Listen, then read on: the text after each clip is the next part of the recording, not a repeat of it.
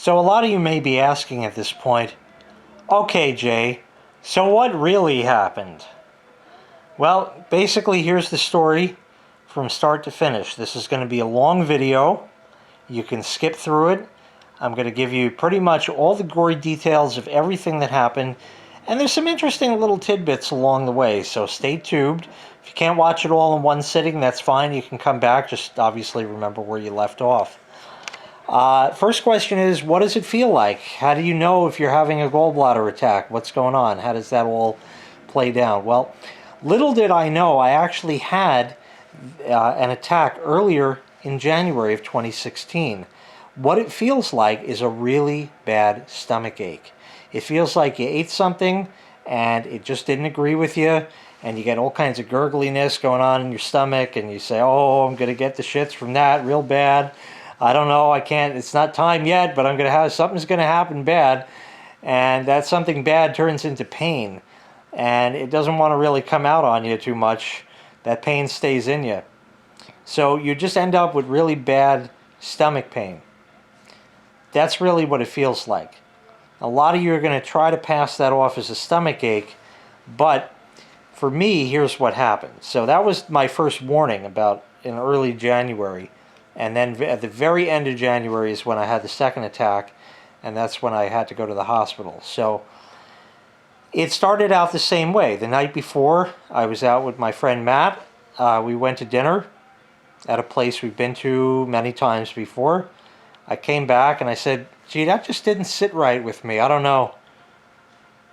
So I went to the bathroom. You get the diarrhea bouts a couple times and you figure you'll be okay. So at this point I was fully convinced it was just like the food wasn't that great, or it was something like that.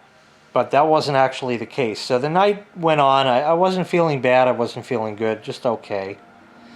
Next morning I woke up around 5:30 in the morning.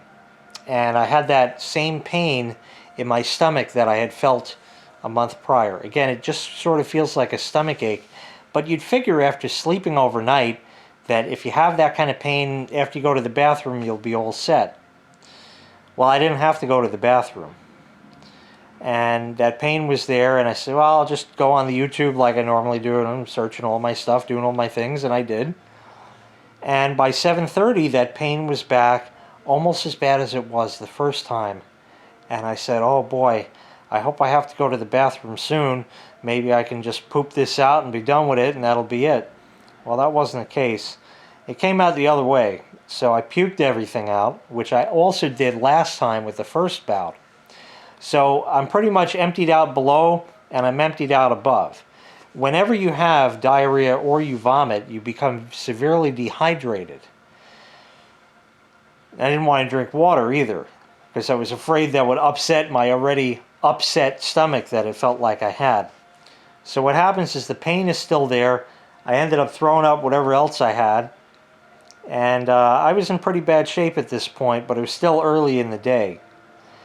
The pain finally got so bad where when your stomach is hurting, you take your hands and you try to cradle your stomach to, you know, kind of tell your stomach, oh, it's going to be okay. Kind of like a mother would hold her child in times like that.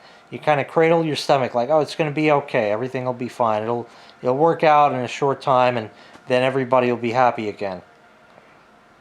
But as soon as I do that, because my stomach is in knots and just not feeling good like that, with the back pain I already have, my back gets jealous. So it says, hold on to me. So then I go to reach for my back, and my stomach says, whoa! So then I go to reach for that. So you can't lay down in the bed, because you can't lay on your stomach, because that hurts way too bad. I can't lay on my back because of the back. So I can't find a comfortable position, and I'm twisting and turning and tossing and all kinds of stuff, and you just can't find a comfortable position anywhere, any which way you go.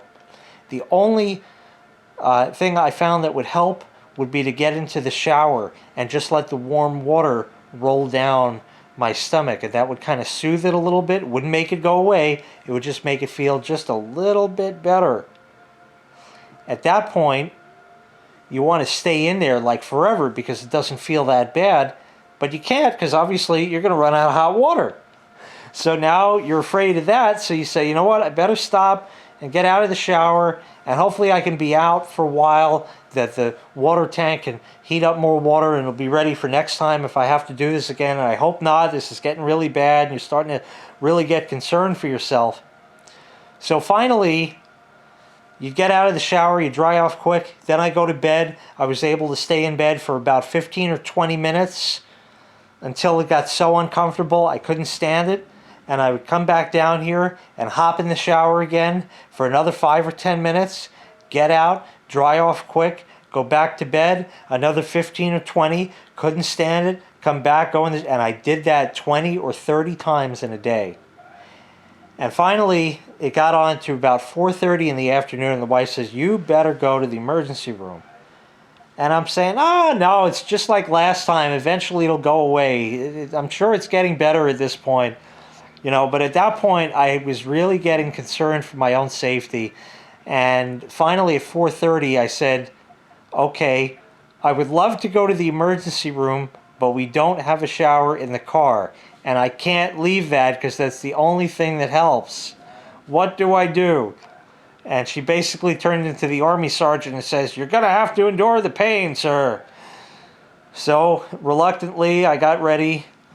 And we got in the car. I didn't need an ambulance because I wasn't dead yet. So we drove down to the emergency room and went in there.